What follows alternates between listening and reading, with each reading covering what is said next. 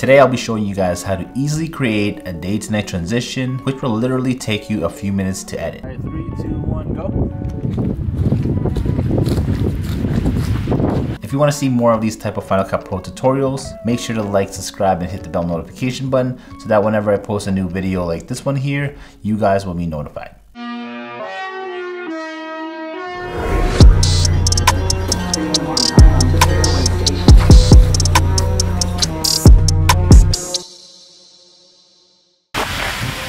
Alright, 3, 2, 1. So I went out to shoot with my good friend David on a snowy day a couple weeks back. He wanted to try to create a quick transition video at a bus station where he starts off on one side during the day and transitions over to the other side during the nighttime, but with some snowfall and also a train passing by.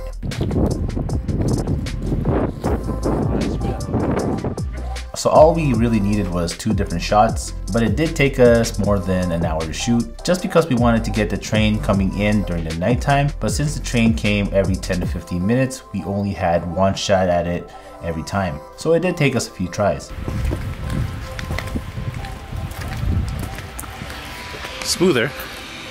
So the first clip was this one here where David is walking on one side of the bus station and then he crosses over at the next opening. So I tried to match his movement as much as possible. So with my camera on a gimbal, I quickly moved over past the post exactly when he crossed over to the other side. So the station post will definitely be used later to stitch the 2 clips together once we start the edit. So shot number 2 was done on the other side at nighttime. We wanted to time it with the train coming in as well, just to make the shot look a bit more epic. So I started off around the same spot where the post was in the first shot. Then I continued the movement to the left and revealed David walking towards me along with the train. So that's basically all the shots that we needed to make this happen. Now I'm going to quickly tell you guys how to edit this in post.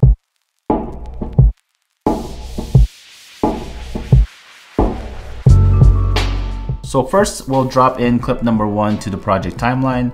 I will then use the blade tool and cut off portions of the beginning and end clip that I won't be needing for the edit. I won't be needing this point here, and I'll probably end it right here where the whole frame is covered by the post. And then I'll just delete off the parts that I bladed off. Next I'll add in clip number 2 right beside it. I'm going to do the exact same thing and blade off a part of the beginning and the end. So I'm going to line it up around the part where the shot was in front of the post, and then delete the rest of the clips that was cut off. So I'm going to add a bit of speed ramping next just to make it look a little bit more dramatic. I'll first slow down the second clip by highlighting it and then selecting automatic speed. This will choose the best speed for the effect. So for this one it'll be 20% since we shot in 120 frames per second. If you want to get a bit more familiar with slow motion in Final Cut Pro 10, I'm going to leave a link up here somewhere so you guys can see how I usually use slow motion in my videos. Now you're going to press R on the keyboard to bring up the range tool. I'm going to select this part of the second clip so it'll start off a bit fast, then it'll ramp down to a slower speed. So retiming options and then fast 2 times. I'm going to leave the speed of the first clip as is since it's just the second clip that I want to be a bit more dramatic. I'm also going to add a motion blur effect during the transition portion to blur out the movement. I'll leave a link to where you can get that in the description down below.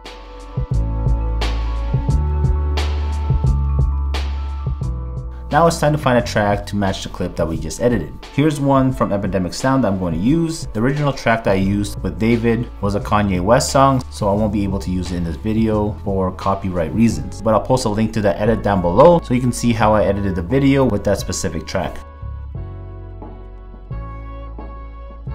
And now I just need to color correct and color grade the footage, add in some sound design, and we are good to go.